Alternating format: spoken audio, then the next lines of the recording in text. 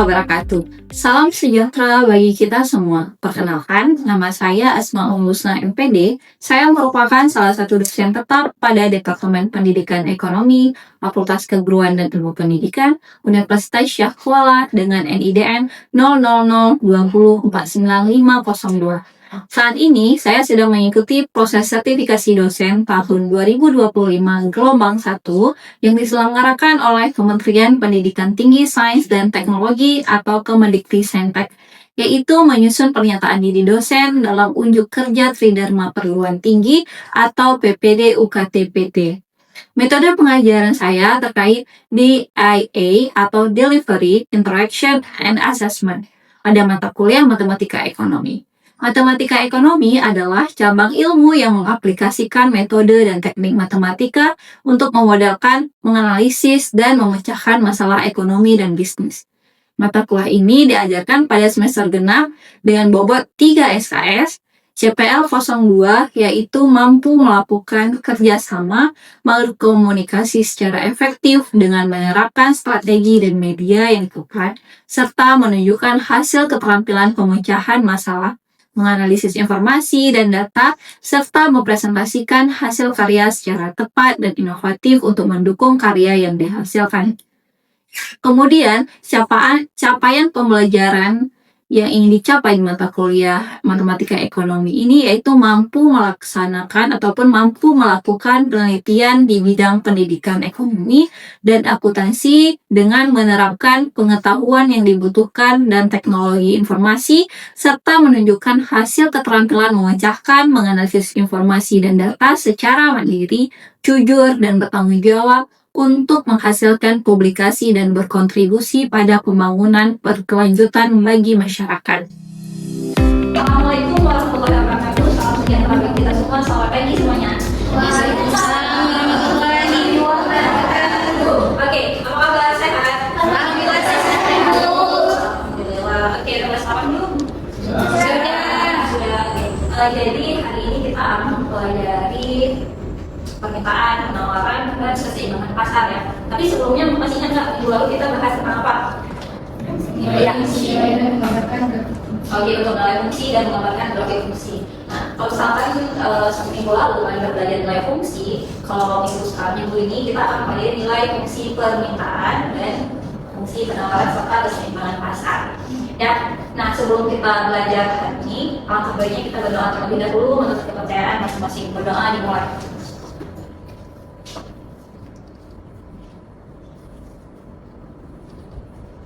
Selesai. Oke. Tujuan pembelajaran hari ini ada 3 ya. Yang pertama itu mahasiswa mampu membentuk fungsi permintaan dan fungsi penawaran. Kemudian mahasiswa mampu membedakan fungsi permintaan dan fungsi penawaran. Dan yang ketiga mahasiswa mampu menggambarkan grafik fungsi. Nah, ibu harap tujuan pembelajaran ini dapat kita capai untuk hari ini ya. Oke. Sebelumnya kalian pernah dengar apa itu permintaan? Karena oke, apa itu permintaan? Ada yang ingin? Oke, silakan dia. Jadi permintaan adalah keinginan atau kemampuan serta kesanggupan seorang konsumen atau pembeli untuk membeli suatu barang atau jasa pada periode tertentu dan juga. Oke, tunjuk Nadia, terima kasih. Ada lagi yang menambahkan? Oke, Tanza silakan. Permintaan adalah juga barang atau jasa yang ingin dibeli oleh konsumen pada harga tertentu dan pada waktu tertentu. Oke, good job Hanza, terima kasih Hanza dan Nadia. Oke, benar ya yang dikatakan oleh Nadia dan Hanza bahwa misalkan permintaan itu adalah kesanggupan membeli suatu produk atau jasa pada harga tertentu dan pada waktu tertentu, gitu ya. Nah, jadi sebenarnya permintaan ini banyak faktor yang mempengaruhinya. Salah satunya adalah harga, kemudian pendapatan, selera konsumen, harga barang lain, perkiraan dan jumlah penduduk. Nah, harga ini sangat mempengaruhi ya, mempengaruhi permintaan. Kenapa orang ketika ingin membeli suatu barang pasti yang dilihat dulu itu harga. Ketika harganya cocok, oke, master beli. Kalau misalkan belum cocok ya ganti dengan barang lain yang lebih terjangkau harganya, gitu ya. Dan kedua itu pendapatan. Pendapatan juga sangat mempengaruhi permintaan. Kenapa pendapatan mempengaruhi permintaan? Karena sedikit banyaknya suatu permintaan, sedikit banyaknya permintaan juga tergantung dari pendapatannya. Ketika pendapatannya banyak ataupun banyak, ya pastinya permintaannya juga banyak. Gitu. Walaupun ada hal-hal yang tidak dibutuhkan pasti akan ada keinginan muncul untuk membeli. Nah, tapi itu tergantung lagi individu terhadap individunya. Kalau misalnya literasi keuangannya bagus, ya bagus pula dalam manage uangnya, gitu ya. Kemudian ada yang namanya selera konsumen. Nah, selera konsumen juga mempengaruhi permintaan. Dapat dilihat misalnya antara Balkis dengan Magdalena, ya. Balkis mungkin seleranya ya hijab, pasmina melewat ya. Kalau misalkan Magdalena itu sukanya jilbab segi 4. Nah, jadi ada pasalnya masing-masing. Hijab pasminanya mungkin pasalnya seperti Balkis dan Maisura. Untuk hijab segi 4 ya ibu, mungkin sasaran pasarnya Hanza, Magdalena dan yang lainnya yang menggunakan kerudung segi 4, gitu ya. Nah, itu selera, tergantung ke selera konsumen masing-masing. Sama juga dengan yang menggunakan sneakers ataupun flat shoes ya. Ada yang suka ke kampus menggunakan sneakers gitu. Ada yang suka menggunakan flat shoes gitu ya. Nah, itu adalah selera konsumen. Dan itu sangat mempengaruhi juga terhadap permintaan, gitu ya. Oke, sampai sini bisa ya. Nah, harga selanjutnya adalah harga barang lain. Nah, harga barang lain juga mempengaruhi permintaan, sama dengan yang ibu katakan tadi, yang pendapatan tadi. Yang pendapatan mungkin yang harganya 2000 misalnya, ini kita akan beli pensil lah, beli pensil 2000 itu yang dulu ya, 2000 dengan harga pensil yang ada banyak yang cita-cita itu ada ya. Nah, itu kan kalian pasti tergantung dengan kebutuhan kalian gitu. Kalau misalkan kalian butuhnya kayak warna-warni ya beli estetiknya. Kalau misalkan yang biasa aja untuk sisi ya aku pakai pensil babe gitu ya. Dan juga harga barang lainnya. Nah, kemudian perkiraan. Nah, perkiraan ini saya kasih contoh kenapa perkiraan ini dapat mempengaruhi permintaan. Misalnya nih, di kalian kan di handphone masing-masing ada cuaca ya? Ada ya.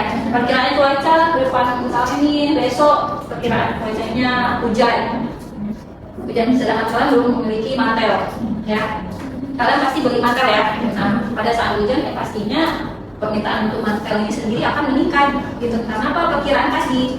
Perkiraan ini besok hujan nih cuaca. Daripada kehujanan, ada sedia payung suruh hujan, gitu. Ya.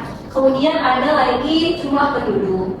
Jumlah penduduk juga dapat mempengaruhi permintaan. Ada yang tahu mengapa jumlah penduduk itu sendiri bisa mempengaruhi permintaan? Ada yang tahu? Ya, gimana Balkis? Karena semakin banyak jumlah penduduk atau konsumen dalam suatu pasar, semakin tinggi pula permintaan terhadap barang dan jasa secara keseluruhan. Oke, good job Balkis. Ada lagi? Ya, benar ya, yang dikatakan Balkis, semakin ramai, ya semakin banyak permintaannya gitu. Tidak saja itu. Fakultas FKIP mahasiswanya terbanyak di antara fakultas lainnya. Coba lihat. Di FKIP itu banyak jajanannya, di kantinnya banyak, dan permintaannya setiap hari habis tuh. Ya kenapa? Karena banyak mahasiswa di fakultas FKIP gitu. Kemudian bedanya ketika ini sedang libur, ketika libur dan ketika aktif kuliah. Ketika libur cuma beberapa mahasiswa aja yang ke kampus yang berbincang, ya itu juga mempengaruhi permintaan terhadap ngasih foto di kampus, untuk PN di kampus gitu ya. Beda pendapatan mereka ketika aktif kuliah dengan libur kuliah, gitu ya. Oke, sampai sini paham semuanya? Oke, ada pertanyaan nggak? Clear ya? Oke. Nah, hukum permintaan tadi sudah dijelaskan juga ya sama Hanza. Tadi Hanza menjawab apa itu permintaan, kemudian Hanza ada sedikit membahas terkait dengan permintaan. Hanza menjawab permintaan itu adalah bila harga naik maka jumlah barang yang diminta akan turun. Ya, nah itu sebenarnya itu adalah hukum permintaan.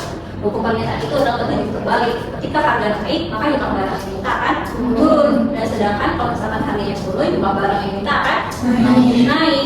Itu adalah hukum permintaan. Tapi hukum permintaan ini tidak akan berlaku apabila terjadinya kateris paribus. Pernah nggak kateris paribus? Benar ya, selain harga yang masalah. Misalnya ketika menggang itu adalah salah satu tradisi di Aceh yang ketika mau Ramadan ataupun Lebaran pasti membeli daging, kemudian diolah dimasak sedemikian rupa, dan dibuat sirubo, dibuat rendang, dibuat masak putih dan segalanya. Itu pasti semua rumah itu ada menggang, ya. Nah, tapi ketika menggang itu harga daging itu naik Yang biasanya yang di hari biasa itu 150.000 per kilo, ketika legang itu bisa sampai 180.000 per kilo. Nah, ketika ini hal ini terjadi, kira-kira rame nggak yang beli di Megang? Jadi rame ya, tetap rame. Kenapa? Karena itu kebutuhan. Ya karena mereka tidak bersaing mau harganya berapa, karena itu yang memang udah tradisi dari Megang harus membeli daging. Ya udah, mereka tetap membeli daging gitu, walaupun harganya lebih tinggi dibandingkan dengan hari biasanya, gitu ya. Nah inilah benar-benar katalis variabel saling harga di atas pasaran, gitu ya. Nah di sini ada kita membuat kurva permintaan.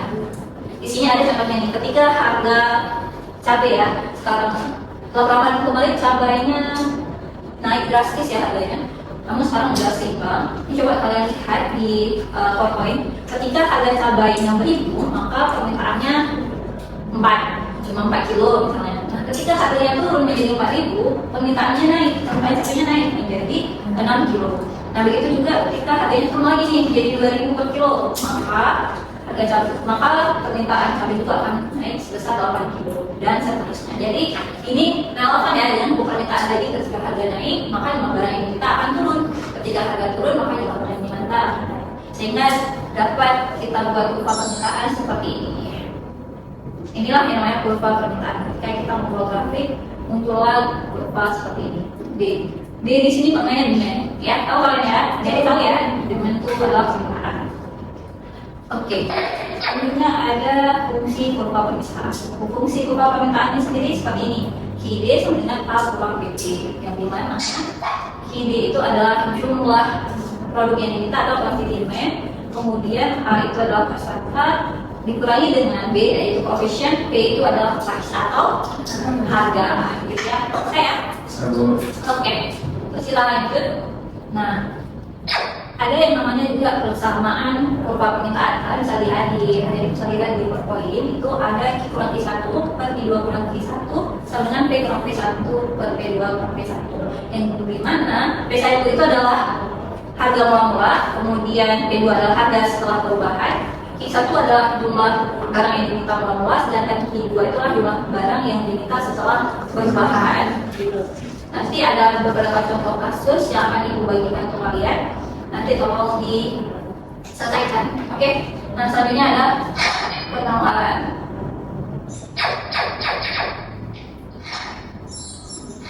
Oke, sini kalau lihat penawaran, apa itu penawaran? Penawaran adalah jumlah barang yang ditawarkan oleh produsen untuk dijual di berbagai tingkat harga dan untuk. Oke, sama aja ya dengan permintaan, cuma beda variabel apa istilahnya predikatnya. Kalau misalkan itu barang yang diminta, kalau misalkan penawaran adalah jumlah barang yang ditawarkan, gitu ya. Kalau misalkan adik-adik paham betul dengan permisalan tadi, tuh penawaran itu tidak akan sulit dan akan mudah juga. Oke, untuk penawaran sama juga ada harga ini ya pasti ya. Kemudian harga input, teknologi, harga barang lain, dan perkiraan harga. Sebenarnya hampir sama juga dengan faktor-faktor yang mempengaruhi permintaan. Bedanya di sini ada teknologi. Kenapa teknologi mempengaruhi penawaran? Ada yang bisa menjelaskan? Teknologi. Sekarang kalian semuanya serba teknologi, serba digital, ya. Jadi ada yang bisa mengkaitkan kenapa teknologi ini bisa mempengaruhi penawaran. Dan menggunakan teknologi itu biasanya salah satu cara produsen untuk ya, biar orang lebih mengetahui barang yang dia jualkan. Ini dia bisa melakukan promosi baik di media sosial maupun di media cetak. Oke, benar itu ada lagi yang dikenapakan mungkin kalian kenapa teknologi ini mempengaruhi penawaran? Jumlah barang yang ditawarkan juga. Karena teknologi itu lebih efisien. Teknologi lebih efisien. Karena penjual dan pembeli bisa secara tidak langsung bertatap hanya melalui teknologi sudah bisa melakukan usaha. Oke, itu ya. Kucur ada sama dia. Nah, teknologi ini juga mempengaruhi penawaran. Kenapa? Ya teknologi ini sekarang semua dengan teknologi kita semua serba mudah. Kalian tidak perlu jauh-jauh ke Tanah Abang untuk membeli baju yang dijualkan kembali, cukup CO di Shopee ataupun CO di TikTok ya. Nah, itulah fungsinya teknologi kalian. Antara penjual dan pembeli tidak mesti bertatap muka untuk melakukan suatu ijab kabul pembelian, tapi tanpa terlakukan juga langsung terjadinya pembelian, gitu ya. Itu fungsi teknologi dan bisa juga promosi besar-besaran melalui teknologi, gitu ya. Oke, kita lanjut di sini. Nah, ini kalau misalnya tadi hukum permintaan itu berbagi terbalik, untuk hukum penawaran itu berbagi lurus, maka ketika harga naik maka jumlah barang yang ditawarkan akan naik, dan apabila harga turun maka jumlah barang yang ditawarkan oleh kedua juga akan turun, gitu ya, berbanding lurus.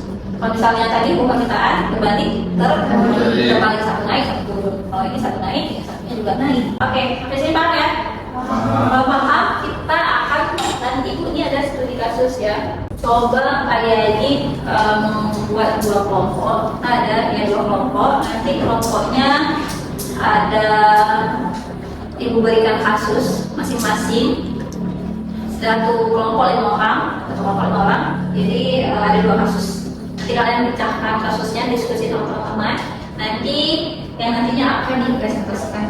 Oke, sudah dibagikan kelompok. Isinya ada 2 kelompok ya. Ada 2 kelompok dari 2 kasus. Ini untuk kelompok yang pertama. Ini adalah kelompok kedua. Di situ ada kasus. Ada 2 kasus. Tolong dipecahkan, dikerjakan. Ada pertanyaan juga didiskusikan dengan teman kelompoknya. Intinya hasilnya akan dipresentasikan ke depan. Oke? Silakan, selamat mengajarkan.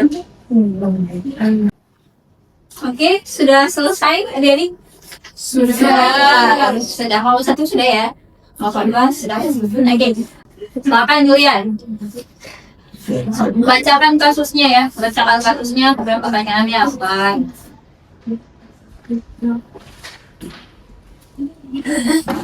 Baik, terima kasih. Kami dari kelompok 1 ingin mempresentasikan hasil diskusi kami, yaitu tentang memecahkan suatu kasus yang dimana adalah faktornya penurunan pasokan dari petani akibat cuaca ekstrem dan gagal panen. Yang kedua, permintaan tetap tinggi, terutama dari restoran dan rumah tangga.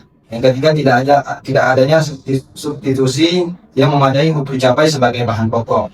Yang keempat, belum ada intervensi pemerintah dalam bentuk stabilisasi harga. Yang terakhir, distribusi logistik terganggu atau asumsi umum dalam kasus bencana cuaca buruk.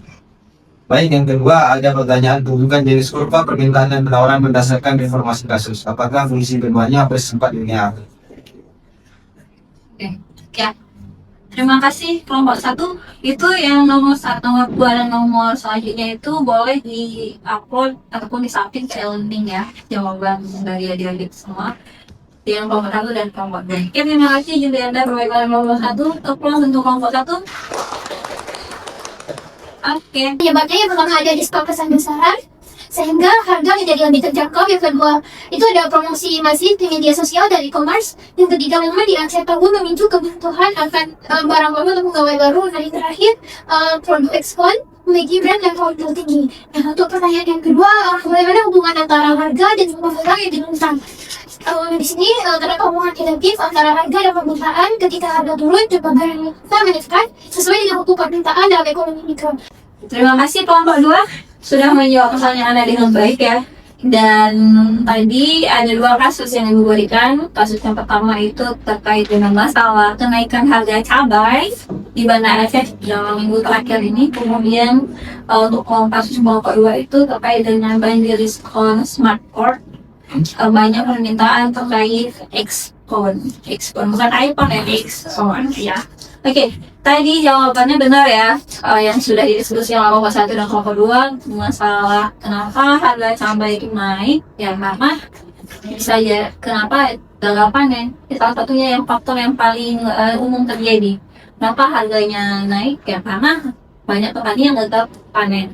Kemudian yang kedua, tidak ada barang pengganti, tidak ada barang menggantinya ya. Mungkin cabai merah tidak ada diganti dengan cabai rawit gitu. Kenapa? Karena ya mau buat undangan mungkin pakai cabai rawit ya, tetap cabai merah gitu. Oke, ucap kelompok 1, applause untuk kelompok 1. Oke, itu aja. Satu orang ibu minta tolong menyimpulkan siapa yang bersedia menyimpulkan materi kita hari ini. Oke, silakan Lanta. Nah, di awal tadi kita ada Ibu ada menjelaskan tentang apa itu permintaan, penawaran. Nah, di sini permintaan adalah jumlah barang atau jasa yang diinginkan, yang ingin dibeli oleh konsumen di harga tertentu ataupun maupun tempat tertentu. Sedangkan penawaran adalah jumlah barang atau jasa yang ditawarkan oleh produsen terhadap konsumen dengan harga tertentu dan waktu tertentu. Tunjuk Ransan, kumpul tutup Ransan.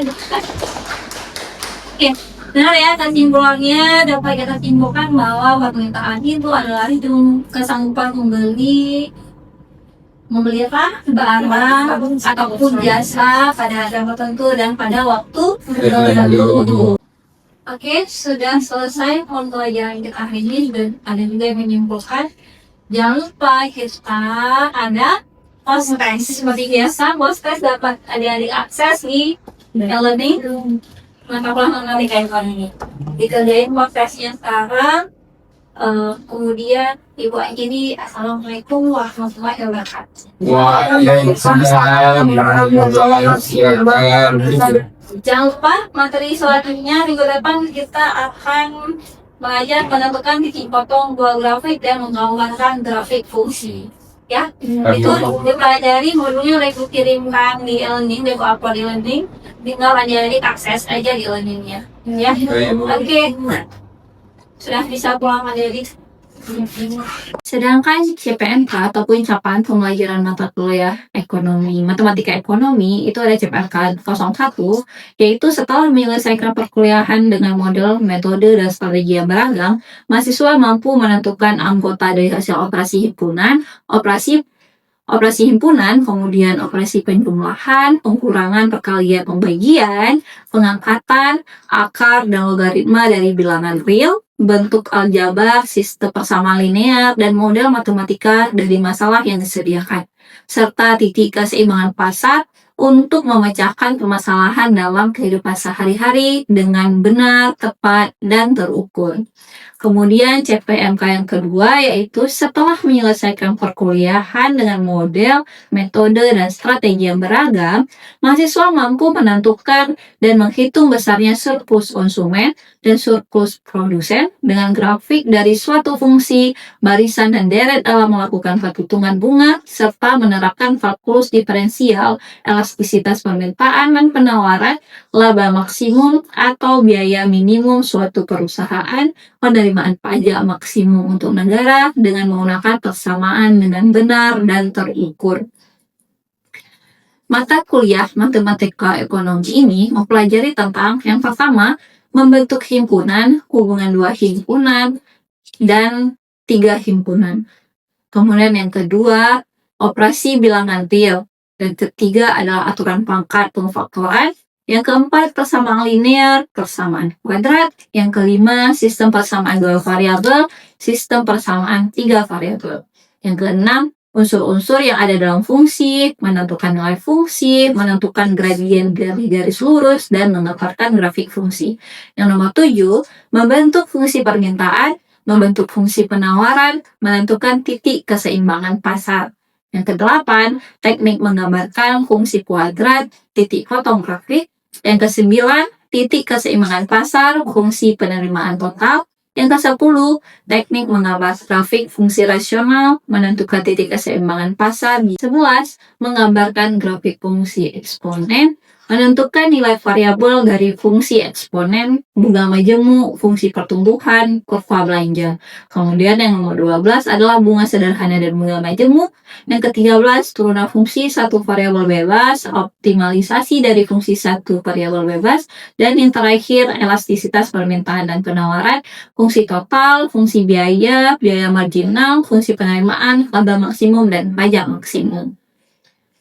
Selanjutnya, sesuai dengan penjelasan di awal tadi, metode pada pembelajaran ini menggunakan DIA, yaitu yang pertama delivery. Nah, di sini dosen menjelaskan di awal kuliah dengan memberikan sumber-sumber terkini untuk melaksanakan proses pembelajaran. Rujukan utama dalam pembelajaran ini yaitu menggunakan buku dari kalangan Joseph Wintang dan Sesu. Kemudian media yang digunakan dalam pembelajaran ini juga adalah PowerPoint. Yang kedua, interaction. Interaction ataupun interaksi merupakan elemen penting dalam menciptakan suasana belajar yang aktif dan partisipatif dengan menggunakan metode pembelajaran, case method, diskusi, dan tanya jawab yang diharapkan dapat membantu mahasiswa aktif di kelas. Kemudian yang ketiga adalah assessment. Assessment di pembelajaran ini meliputi case method, itu ada bobot penilaiannya itu 50%, kemudian kuis itu 10%, tugas 10%, UAS 15%, dan ujian akhir semester 15%, dengan total 16 pertemuan.